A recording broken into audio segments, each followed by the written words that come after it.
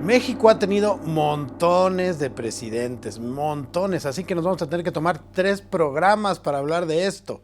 Este primero, vamos desde Guadalupe Victoria hasta Benito Juárez, así que no se vayan porque se va a poner de a peso devaluado.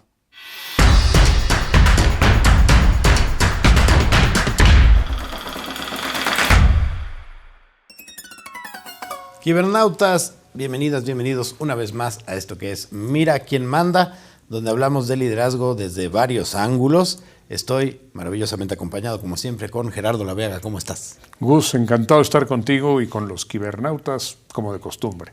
Quiero aprovechar para agradecer el apoyo que hemos tenido en Mira quién manda, grandes comentarios, la gran mayoría dirigidos, por supuesto, a ti, Gerardo. De mí nada más hablan de mi sex appeal, pero en general muchísimos comentarios muy positivos de todos nosotros, los cibernautas, hacia ti. Así que gracias por estar aquí de vuelta. Les encanta escucharte, nos encanta escucharte. Y ahora queremos hablar de los presidentes mexicanos, un tema muy cercano a casa. Cuéntanos un poquito. Voy a hacer una pregunta a lo mejor un poco obvia, pero creo que en esta cuestión de entender el liderazgo desde muchos ángulos, ¿qué implica ser presidente? ¿Cuáles serían las características de liderazgo ideales de un presidente? Y ya ahorita hablaremos de la realidad que hemos vivido. Contesto tu pregunta, Gus, encantado, pero déjame hacerte una reflexión anterior. La pregunta es, ¿un país debe estar gobernado por un solo hombre o por una sola persona?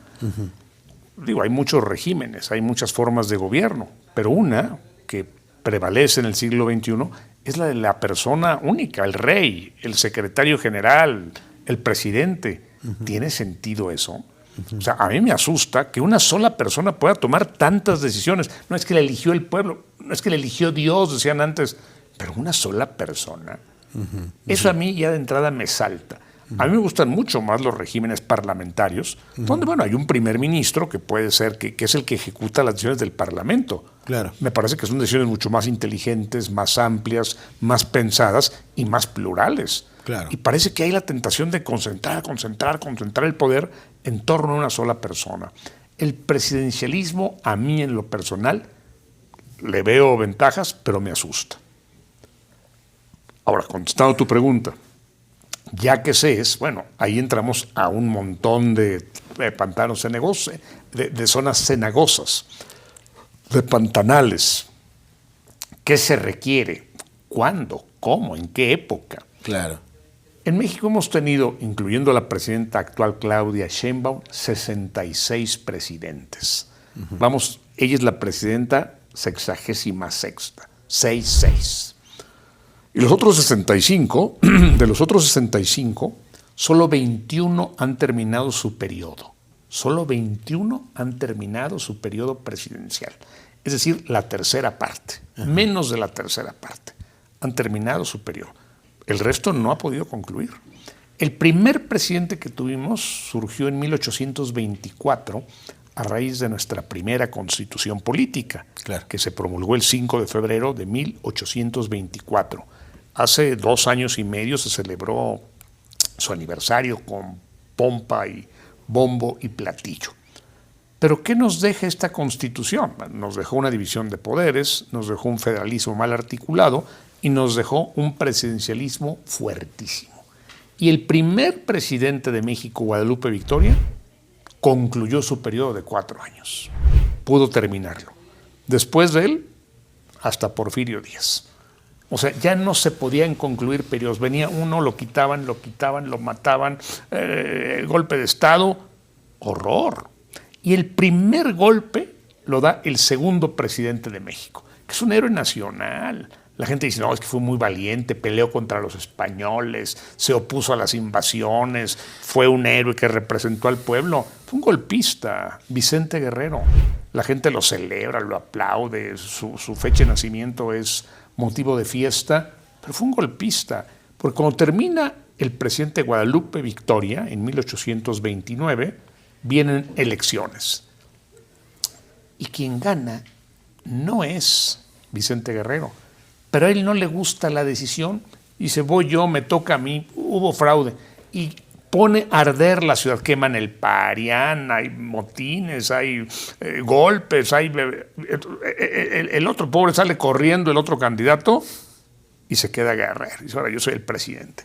Guerrero difícilmente sabía leer, difícilmente sabía escribir, pero es una figura muy atractiva para el pueblo porque, mira, es como yo.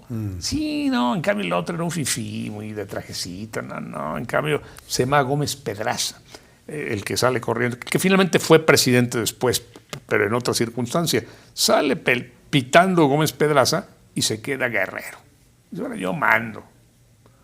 Y bueno, pues la verdad es que fue un desastre, porque un rival suyo, el vicepresidente Anastasio Bustamante, dice, usted llegó por un golpe, entonces lo voy a expulsar.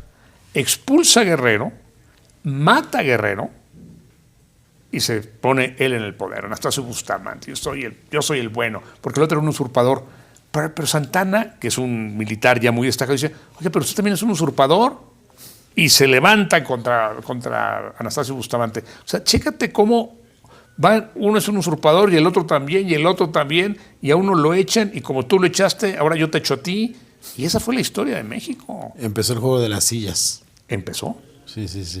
O sea, así empezamos. Y es la figura del presidente. Todo es en función del presidente.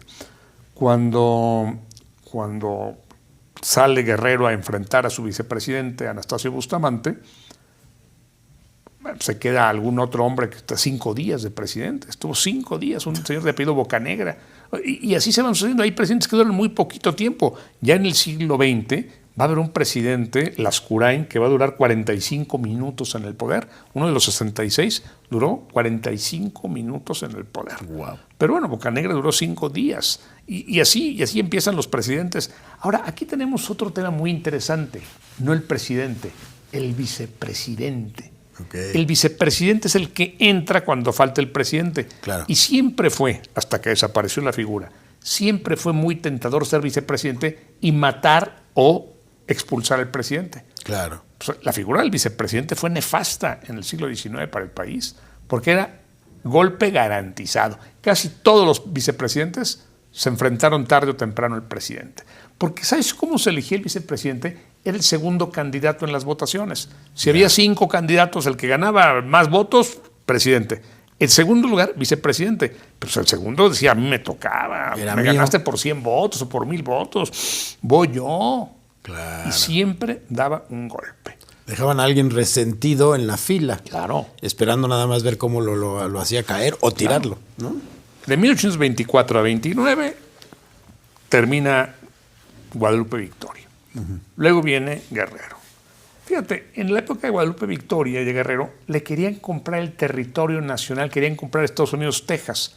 Dijeron, nos oponemos por todos los medios. Imagínate que Guadalupe Victoria o que Vicente Guerrero hubieran vendido en 15 millones de pesos Texas. Te lo vendo, órale ya. ¿Qué habría pasado? Pues que igual no hubiéramos tenido guerra con Estados Unidos, igual nos habríamos ahorrado muchos, pero ellos en su visión nacionalista, ¿qué te pasa? ¿Cómo crees? La defenderíamos con nuestra sangre.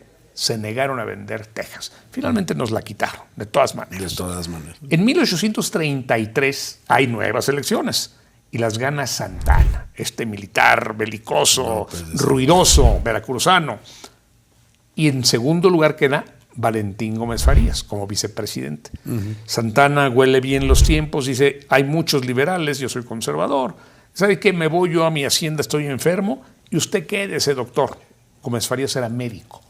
Y entonces le deja a Gómez Farías. Y Gómez Farías, que es un liberal de hueso colorado, y se acaba el fuero de la iglesia, se acaba el fuero del ejército, vamos a educar a la gente, vamos a invertir en educación, en universidades, vamos a poner impuestos aquí.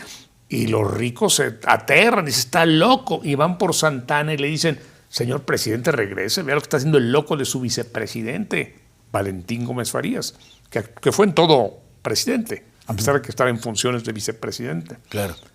Santana llega, depone a Gómez Farías sale huyendo y dice, ya volví. Y eso de que federalismo, nada, volvemos al centralismo. Y en 1836 impone la Constitución Central. Yo nombro gobernadores en todas las... Y Texas, que es un estado de la República, dice, a ver, no oí bien.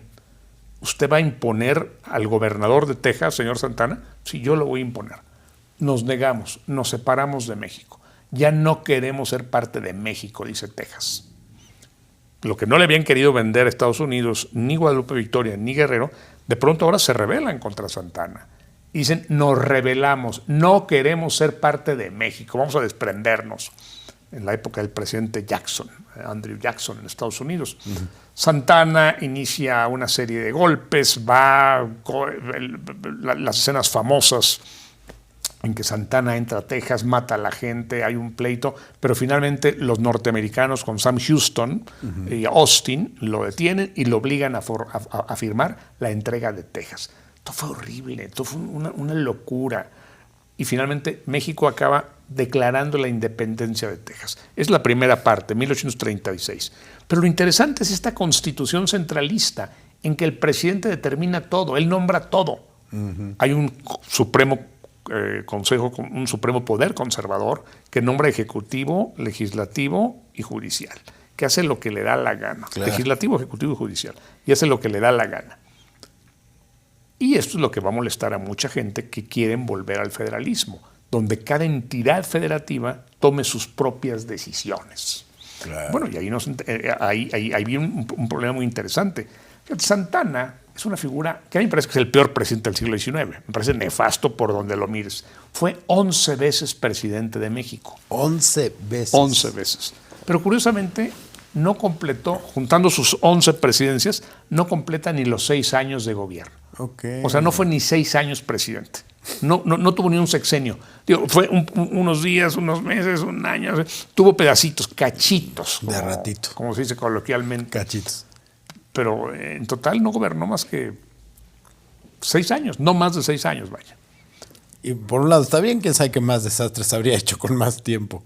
¿Y cuál habría sido esta característica que lo hacía tan mal presidente? Me imagino que había varias, pero ¿cuál sería, dirías tú, esto lo hizo un pésimo presidente?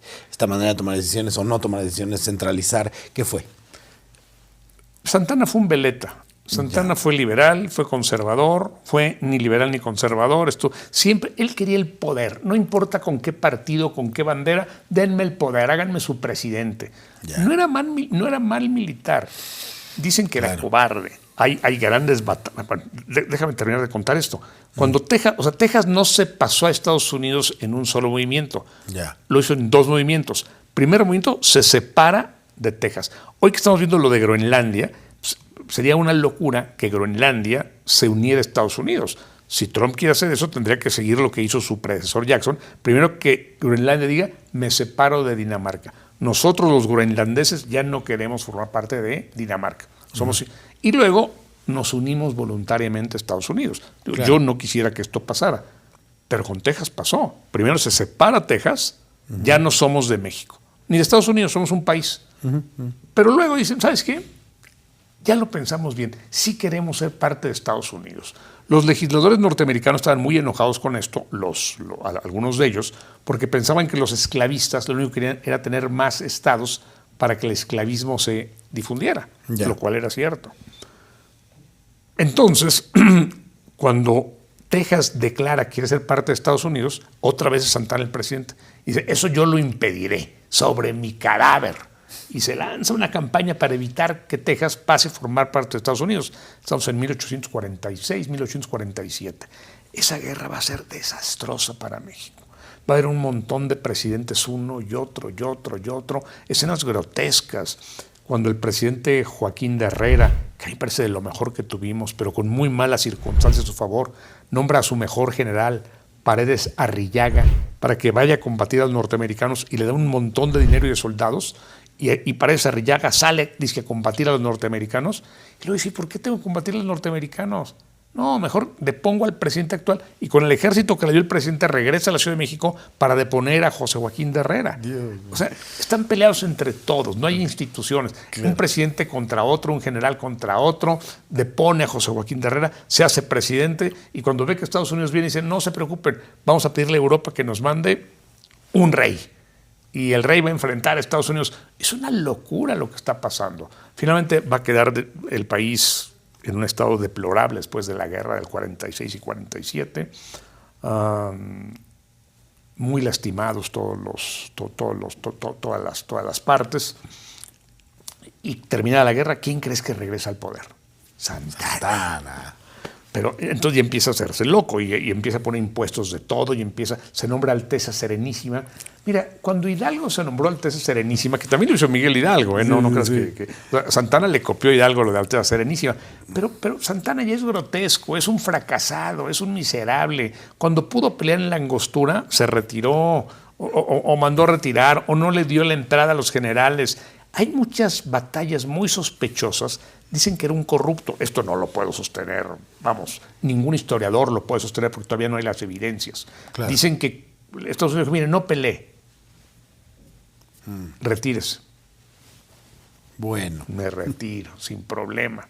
Digo, la Angostura es una tragedia. Dicen que en la Angostura él pudo haberle roto la cara al presidente Taylor, que tenía todo y que se retiró. No es momento, no es oportuno, no voy a ganar. Entonces Santana es una figura que a mí me genera mucha antipatía, pero todavía no sabemos cuál fue su malevolencia concreta. Lo que es cierto es que termina la guerra, regresa y la gente ya está harta. Claro. Y entonces dos grandes caudillos, uno de mis favoritos, Juan Álvarez, que no duró ni 2 meses en el poder, bueno, duró un poquito más de 2 meses, 2 meses y unos días, convoca a la revolución de Ayutla. Y señores, no podemos tener este miserable gobernándonos. Ha sido un fracaso tras fracaso y no queremos a Santana. Y Juan Álvarez, así se llama el aeropuerto de Acapulco, convoca junto con Comonfort al plan de Ayutla y en el plan de Ayutla se junta todo el país y expulsan a Santana. Santana sale, fue la última vez que ocupó la presidencia.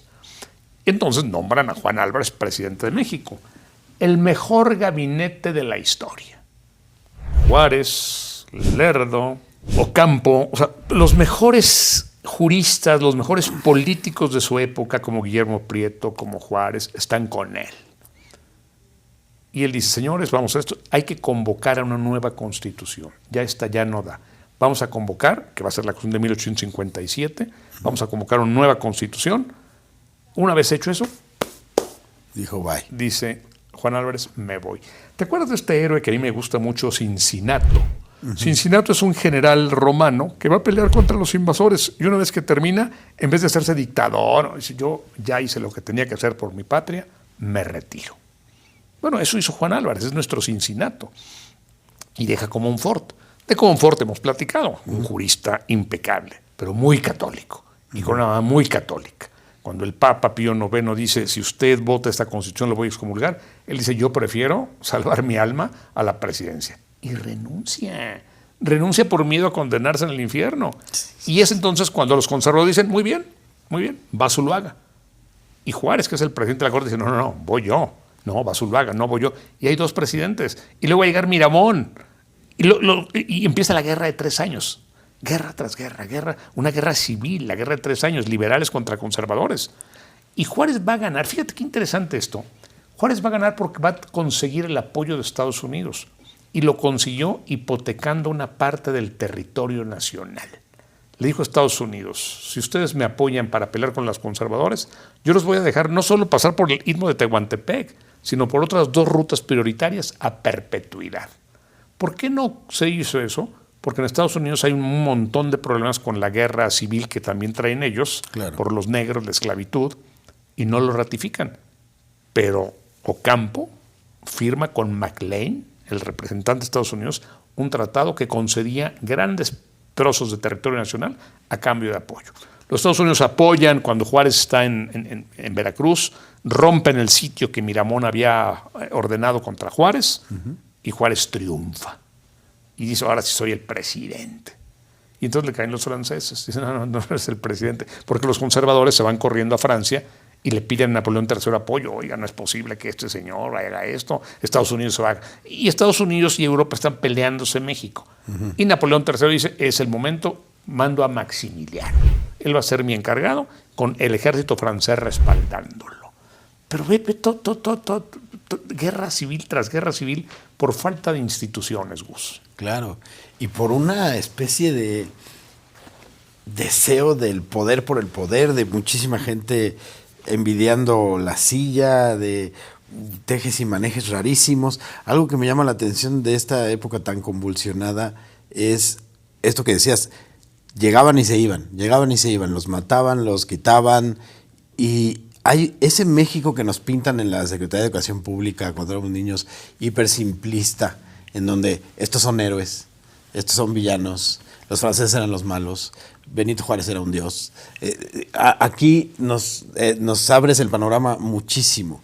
Y cuando se habla de Juárez, se habla de una figura, de un ícono nacional, pero ¿por qué es eso? O sea, ¿qué hizo Juárez en términos de liderazgo para México? ¿Qué trajo o por qué llegó a los libros de historia como llegó a los libros de historia? A mí Juárez me gusta mucho, lo confieso, pero ciertamente era un hombre con claros y con oscuros, con luces y con sombras, muchas sombras. Así como Santana me parece repulsivo, hay que reconocer que tuvo sus momentos gloriosos. Cuando los franceses en la primera intervención francesa en 36 invaden México, toman Veracruz, él sale a pelear contra ellos y va a perder una pierna. Recuerdas que era cojo, no tenía una pierna. Bueno, fue un hombre valiente, te digo, no era tan mal militar y pudo haber ganado muchas batallas si hubiera querido, pero se retiró cuando no tenía que retirarse. Juárez es una figura paralela a Santana, es muy interesante. Juárez es un hombre que va a preservar la república ante todo y que va a encarnar la república. La república soy yo, la república está donde estoy yo, punto. No es Zuluaga, no es Miramón, no es Maximiliano. Y cuando Maximiliano llega y se entroniza, Suárez sale pitando, corriendo, huye al Paso Norte, a lo que hoy se llama Ciudad Juárez. Okay.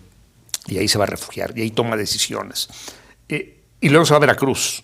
Y en Veracruz, Juárez va a dictar las leyes de... Bueno, eso lo había hecho en la Guerra de 3 años. Las leyes de reforma.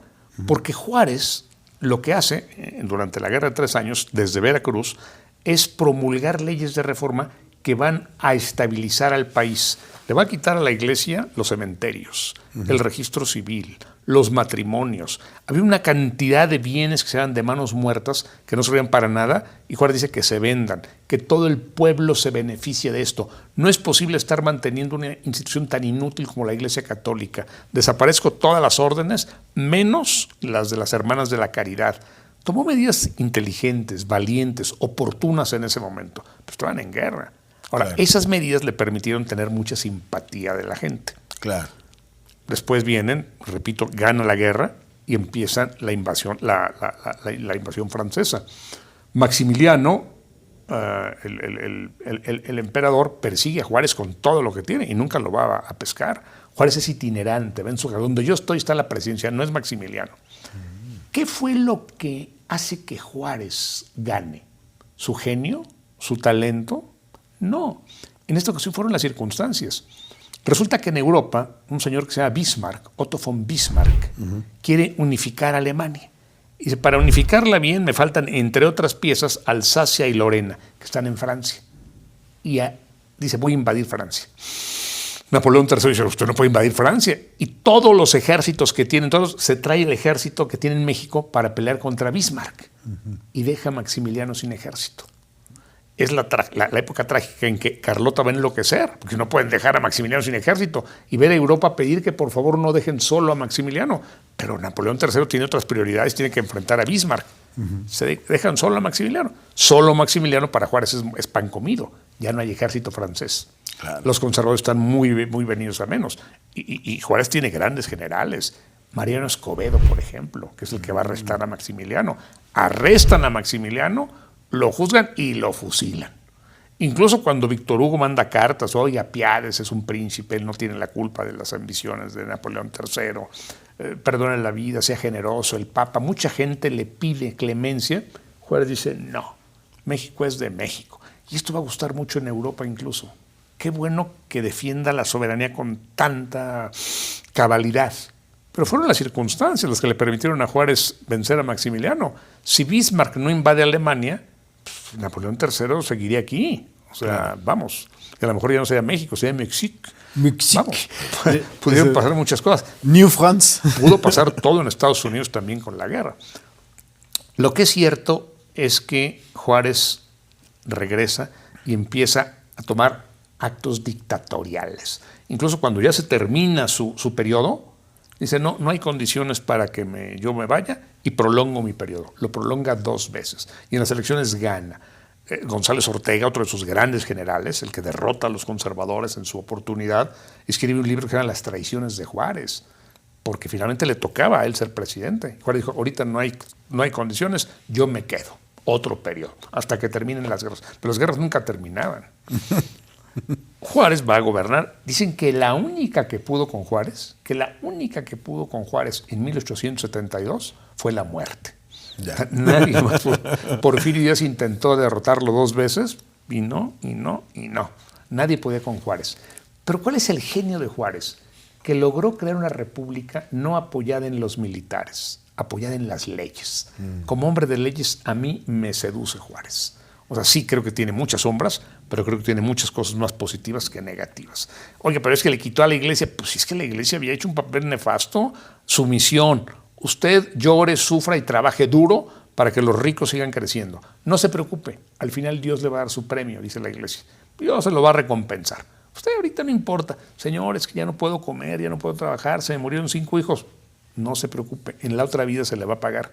Y la iglesia se dedica a meter esta doctrina y Juárez dice, hasta aquí, basta. No podemos depender de la iglesia para casarnos, para divorciarnos, para enterrarnos, y va a poner orden en ese sentido. Juárez me parece uno de los grandes presidentes de México. Cuando Juárez muere, entonces ahora sí Porfirio Díaz dice, es mi oportunidad. Pero bueno, creo que de Porfirio Díaz tendremos que dedicar todo un programa. Yo creo que acabas de hacer una propuesta que hay que aceptar. Me parece que presidentes mexicanos, un montón. Además, como ya estamos en casa, hay muchísimo que platicar. Me llama mucho la atención este hervidero de caos que fue el siglo XIX para las presidencias mexicanas, este juego de las sillas que se va a poner más sangriento para la parte 3 con la revolución. Pero, ¿qué te parece si parte 2 hacemos Porfirio? Me encanta la idea. Solo te quiero decir algo. El presidente que menos duró en la historia, te lo había dicho, era Lascurain, Pedro Lascurain, 45 minutos. El presidente que más duró en México fue Porfirio Díaz, más de 30 años. Más de 30 años. O sea, un presidente que duró 30 años, frente a otro que duró 45 minutos. Así de organizado todo aquí en este país, todo así muy cuidadito, muy claro siempre. Y a mí llama mucho la atención también esta visión global que nos da a platicar de estos temas. Si no pasa esto en X país, no sucede esto acá, la historia sería completamente diferente, como todo está interconectado y cómo podemos seguir entendiendo de liderazgos de tantos ángulos. Bueno, pero la política es así, son circunstancias y todos somos producto de nuestra... En política más que ninguna otra actividad, somos producto de nuestras circunstancias y surge un líder aquí que puede hacer lo que hizo porque no pasó esto acá o porque pasó esto aquí. Claro. Imagínate en la escena contemporánea. Hoy le da un infarto a uno de estos grandes presidentes del mundo. Se cae muerto. Pues todo cambia. Claro. Todo cambia. Todo el panorama cambia. Un infarto. Cae muerto. Tan fácil como eso. Tan fácil como morirse. Tan fácil como caerse de un caballo. Claro. Bueno, así le pasó a Guillermo III de Inglaterra. Se cayó del caballo. A otros los han matado. Entonces, todo puede pasar. Pues muchísimas gracias. Esto no concluye, es un continuará. Vamos a seguir hablando en el próximo episodio sobre Porfirio Díaz específicamente, para seguir hablando de liderazgo. Muchísimas gracias por tu tiempo, por tus palabras, por tu conocimiento, Gerardo. Siempre un placer. Gus, encantado de estar contigo y con los Kibernautas. Y pues nos vemos en el próximo de Mira quién manda, parte 2 de Presidentes Mexicanos. Soy el Maestro Gus. Bye.